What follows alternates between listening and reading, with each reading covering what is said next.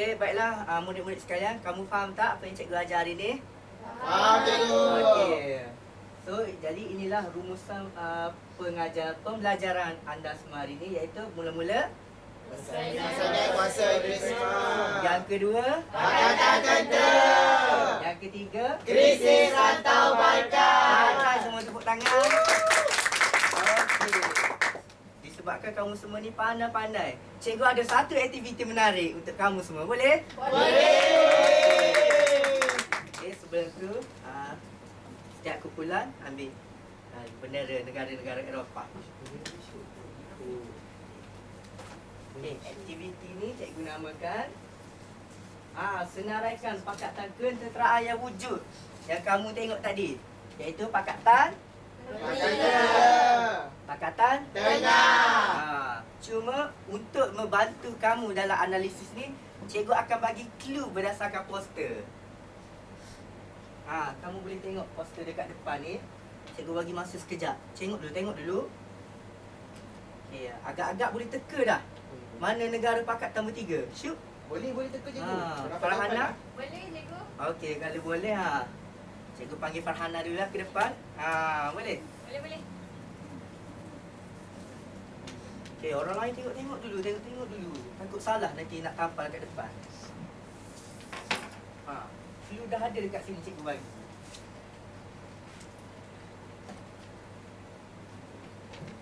Okey, kamu semua boleh buka dululah. Apa dah? Double tape tu. Nanti mudah sikit untuk kamu tampal.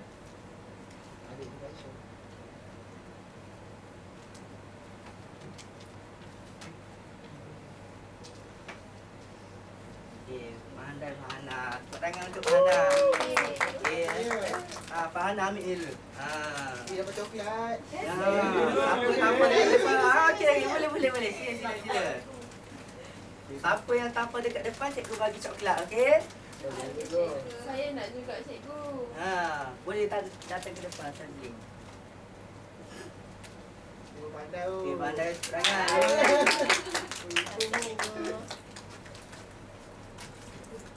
Lagi. Yang lain? Cikgu, saya nak, cikgu. Boleh Asfar, silakan.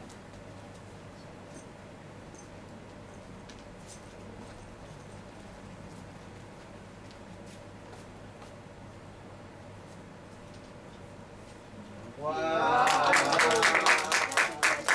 Boleh. Okey. Kat tengah ni. Boleh. Kat sini tadi. Boleh. Mana-mana je awak nak isah. Boleh. Ikut aktiviti awak. Wah, pandai lah. Lagi? Yang lain? Saya, cikgu. Lin, cepat. Silakan. Dengan dekat.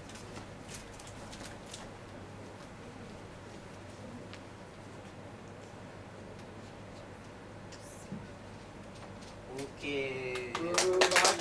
Pandai kamu semua. Cikgu, saya nak cikgu. Okey, Syuk. Boleh, Syuk.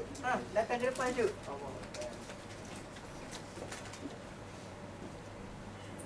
Pandai, Syuk. Syuk. Lagi dia, Syuk. Coklat cikgu yang warna masih. Okey. Cikgu nampak kamu semua ni memang peka dan hebat dalam menganalisis. Tepukkan. Semuanya betul. Cikgu bangga dengan kamu semua. Okey, cuma cikgu nak test sikit je. Okey. Kenapa kerajaan Turki Uthmaniyah terlibat dengan Pakatan Tengah? Syuk? Boleh jawab, Syuk? Dasarkan analisis, kamu rasa kenapa? Rasanya sebab dia kuat ke cikgu? Ya, betul. Dia memang salah satu negara yang kuat juga. Dan dia juga baik dengan negara Jerman. Okey. Seterusnya, best tak aktiviti tadi? Best cikgu, best. Okey. Cikgu akan bergerak ke aktiviti kedua. Okey, sebelum tu, cikgu nak kamu ambil kertas dulu. Okey, ambil dulu kertas. Cikgu nak bagi arahan dulu.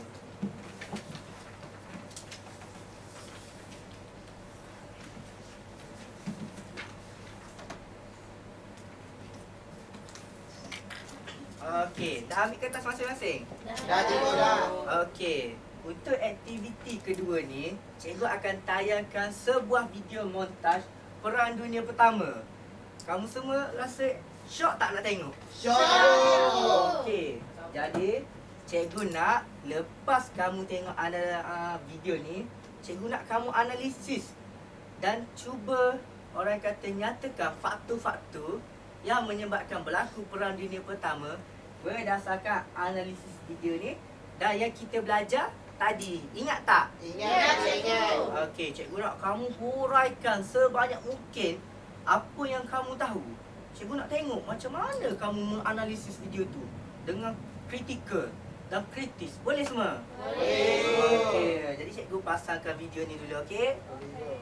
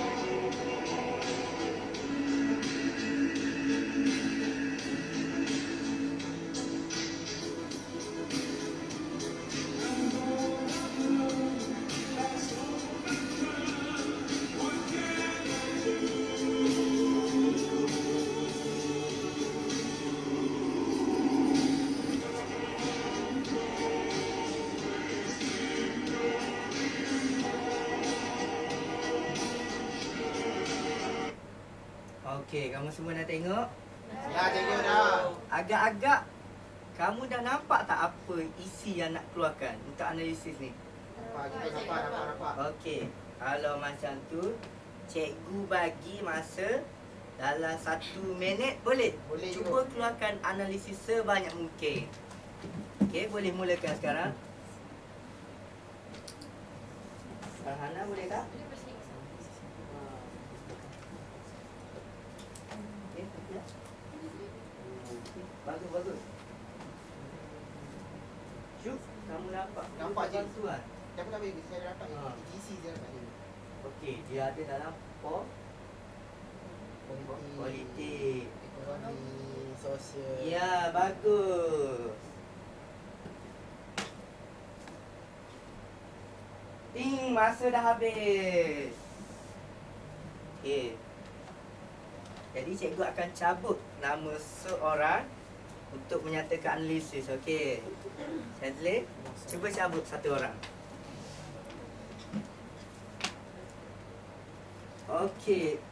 Oh, bertuah sungguh nama ni, okey. Cikgu tengok sekali lagi lah, betul tak? Betul tak? Betul tak? Okey, Shazli. Yes, sambut lagi kita nama dia. Okey, boleh kemukakan analisis kamu? Berdasarkan video yang saya tengok dari cikgu, saya dapat mereka ingin persaingan kuasa imperialisme, cikgu. Iaitu dia ingin meluaskan pengaruh dari aspek politik. Contohnya untuk mendapatkan pengaruh atau sokongan daripada negara-negara lain, khususnya negara kecil. Selain itu dari aspek politik juga untuk menjadi negara Eropah yang paling kuat dari negara Eropah yang lain. Okey, bagus Shazli. Okey, cikgu cabut seorang lagi, okey? Okey. Nak pilih siapa ya? Okey, okey. Cikgu tak tengok yang lama. Okey. Oh, bertuah orang ni. Syukri. Syukri. Okay, cikgu. Berdasarkan video yang saya tengok tadi tu kan, saya boleh ulas ke betul faktor dari segi ekonomi. Okay, untuk ekonomi cikgu, saya tengok kat situ otak saya. Dia mencari pasar, dia cari pasaran baru untuk menjual produk. Kayaknya mereka ni macam bila kita berperang, so diorang nak meluaskan tanah jajahan dia. Jadi dalam tanah jajahan tu dia ada dia punya sumber kekayaan dia. Jadi diorang berebut benda tu. Jadi bila berebut, maka peperangan pun akan berlaku cikgu. Betul cikgu? Pandai Syukri. Okey, seorang lagi. Boleh? Seorang lagi. Cikgu nak dengar seorang lagi. Tapi kali ni cikgu nak Alif. Boleh kamu cabut tak? Nama siapa-siapa? Jangan cabut nama sini. Jangan. Seorang lagi. Arisha.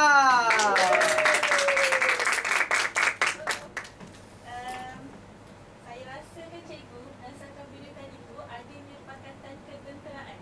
Ya, sama macam ni. Bagus, pandai Arisha. Okey, nampaknya masa pun dah habis. Cikgu minta maaf sangat. Mesti kamu ada banyak lagi analisis semua kan? Betul. Okey, tak apa. Betul. Cikgu nak kamu buat satu peta minda dan hantar pada cikgu esok untuk semua analisis kamu. Boleh? Boleh. Okey, itu saja untuk hari ini. Sekian, terima kasih semua. Okay, Assalamualaikum semua. Waalaikumsalam, cikgu. Okay, hari ni kita nak masuk tajuk taburan penduduk. Siapa tahu taburan penduduk tu apa? Tak tahu? Tak tahu. Okay, taburan penduduk ni contohlah, kalau masa gula kan, kita tabur dekat satu kertas, satu meja. Lepas tu, kita boleh nampak ada satu tempat tu, dia banyak. Satu tempat lagi dia macam sikit-sikit. Lepas tu yang lagi satu tu macam sikit sangat-sangat. Okay, tu taburan penduduk. Kita masuk kepada definisi. Definisi taburan penduduk adalah sebaran ataupun agihan penduduk di muka bumi. Sebarannya ada 3, iaitu padat, sederhana, jarang. Okay, pandai. So, macam mana kita nak tahu kepadatan penduduk tu? Okay, dengan cara Nisbah jumlah penduduk. Yes, betul. Okay, seterusnya, ni contoh kawasan, okey? Cuba awak semua bagi tahu apa contoh kawasan yang pertama tu. Itu New York. Kenapa dia padat? Sebab banyak migrasi. Betul. Sebab dia satu bandar yang besar, jadi memang banyak ekonomi apa semua. Memang dia tempat yang tertentu tu, memang semua tempat tu ramai orang duduk kat situ, okey? Kalau macam yang kedua tu adalah sederhana. Okey, negara apa? Dia mula dari M. Kan? Myanmar. Yes. Okey, seterusnya yang lagi satu tu jarang. Itu saya tahu. Kutub Utara. Kutub Utara. Kutub Selatan. Australia. Dia mula dari A. Ireland. Okey,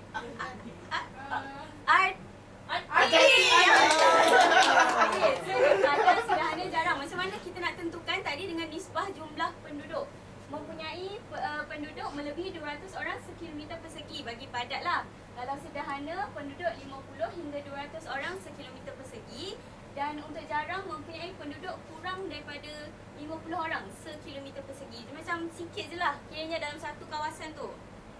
Okay, seterusnya kita masuk kepada faktor taburan penduduk. Okey, faktor taburan penduduk ni ada 2, iaitu faktor manusia dan juga faktor fizikal. Faktor manusia tu macam awak boleh lihat. Apa yang pertama? Ekonomi. Yang kedua? Sosial. Okay.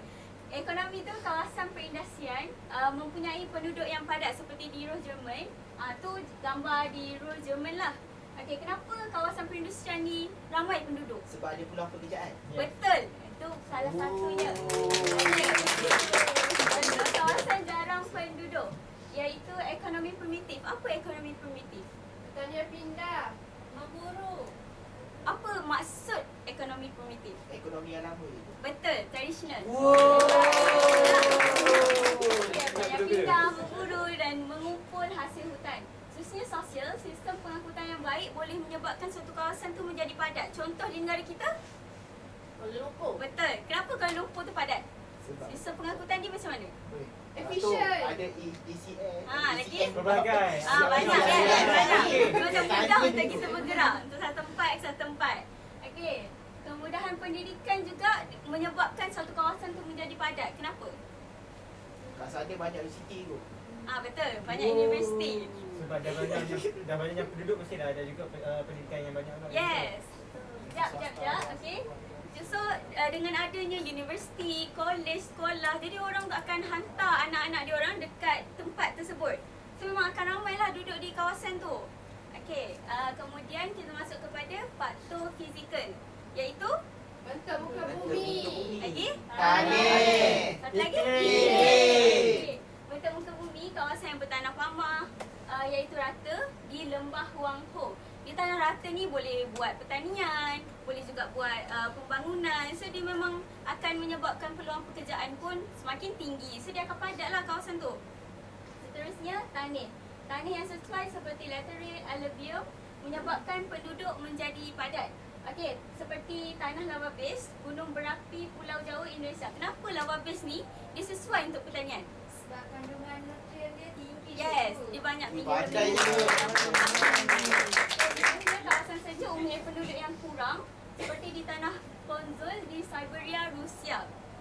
Okey, kawasan yang sejuk ni dia macam menyebabkan penduduk dia susah untuk mendapatkan pekerjaan sebab dia memang sejuk kan, kawasan yang sejuk sebenarnya tak sesuai untuk suhu badan kita juga. Okey, kemudian iklim.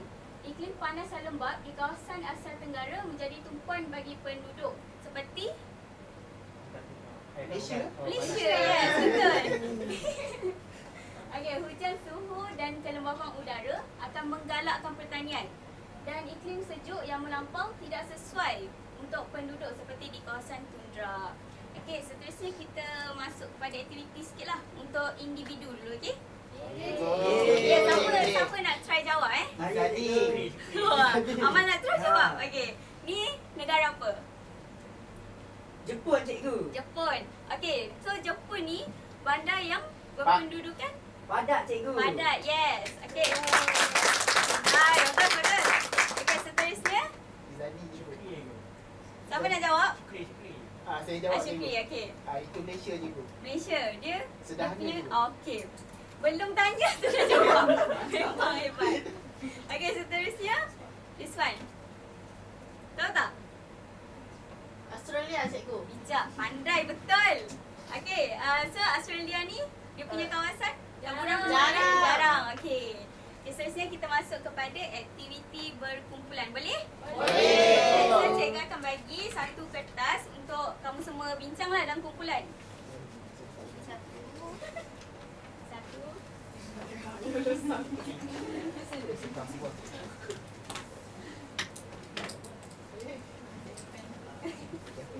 Okey. So aktiviti berkumpulan ni dia berdasarkan gambar yang akan cikgu kasih tau. Okey. So satu, kelaskan gambar-gambar berikut mengikut kategori faktor fizikal atau faktor manusia. So awak semua tengok dululah gambar-gambar ni, okey? Lepas tu awak kena kelaskan lah mengikut kefahaman awak sendiri.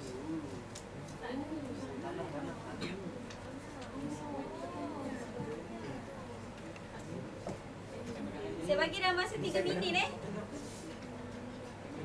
Ni ada T. Ada T. Boleh? Boleh cikgu? Boleh, bagus. Ni Kunfu ni.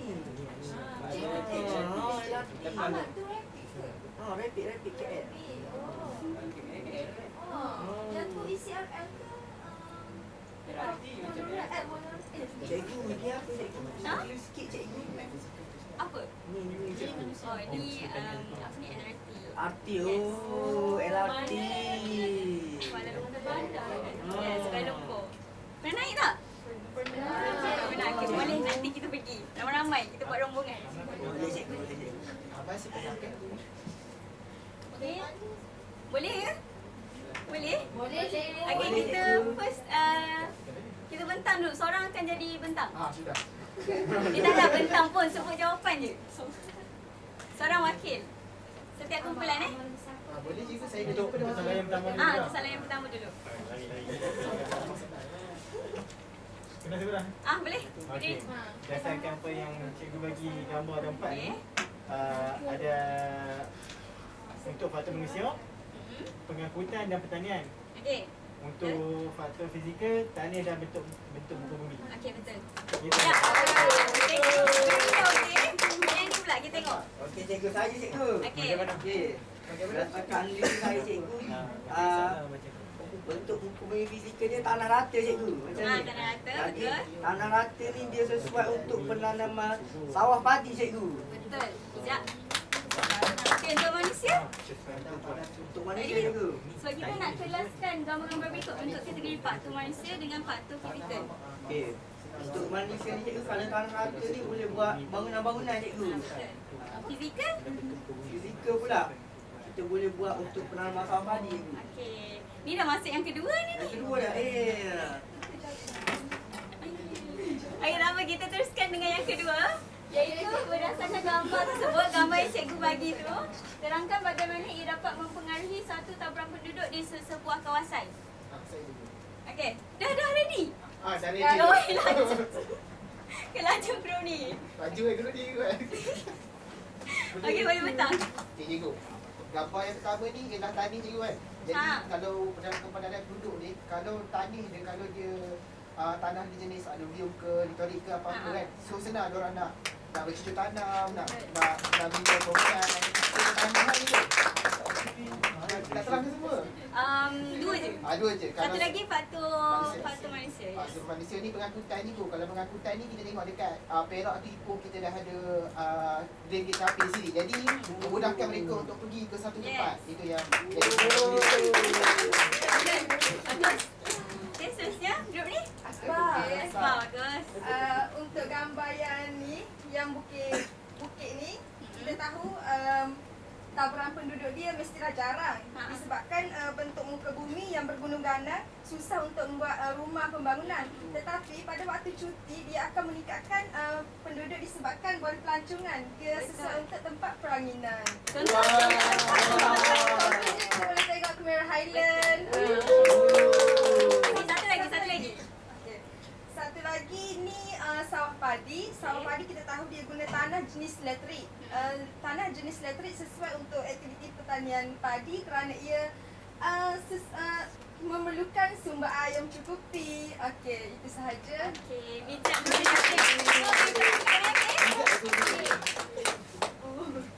Seterusnya, okey, dia dah habis. So, seorang akan buat rumusan bagi keseluruhan apa yang cikgu ajar berkenaan dengan taburan penduduk. Cikgu beri saya buat rumusan. Okey, Boleh? Hari ni kan kita belajar taburan penduduk. So kita dapat tahu taburan penduduk ni dipengaruhi oleh sesuatu kawasan fizikal dan manusia. Sebagai contoh aktiviti manusia, pengangkutan, pembangunan dan sebagainya. Aktiviti yang fizikal pula dalam segi bentuk muka bumi, dari segi persekitarannya. Jadi ia akan mempengaruhi sesuatu taburan penduduk itu. Itu sahaja. Itu saja untuk pembelajaran hari ini. So, minggu depan cikgu tak ada. So, ketua kelas kena ambil tugasan petang ni after kelas, and then hantar dekat cikgu sebelum balik kelas minggu depan tu. Okay, boleh? Boleh. Terima kasih.